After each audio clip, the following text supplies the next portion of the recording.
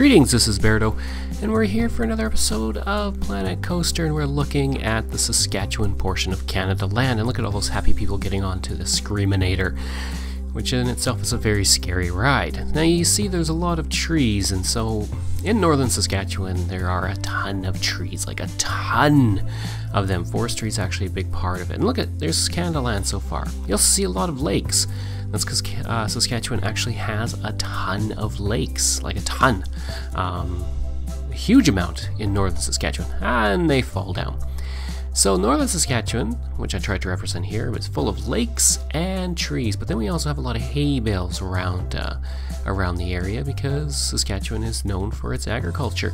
Agriculture is a big part of what makes Saskatchewan so great, and amazingly, Saskatchewan is actually where I live. I live in Regina, Saskatchewan, and it's quite flat here, and so I try to keep portions of Saskatchewan's area of CanadaLand kind of without trees, just kind of empty.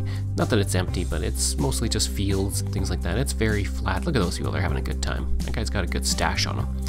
But yeah, there are portions that are heavily forested. There's a lot of valleys and lakes. Just in my area, there's actually probably 3 or 4 lakes within about half hour, 45-minute drive. So a lot of people don't even realize Saskatchewan has so many lakes. This looks like a fun ride. They're going up and around and having fun. And off in the distance you see something that's green and white. Now first, why green and white? Well, Saskatchewan is home to the Saskatchewan Roughriders, which is a CFL team, the Canadian Football League, and they are insanely popular here. It's like a religion here for these people. They love their Roughriders.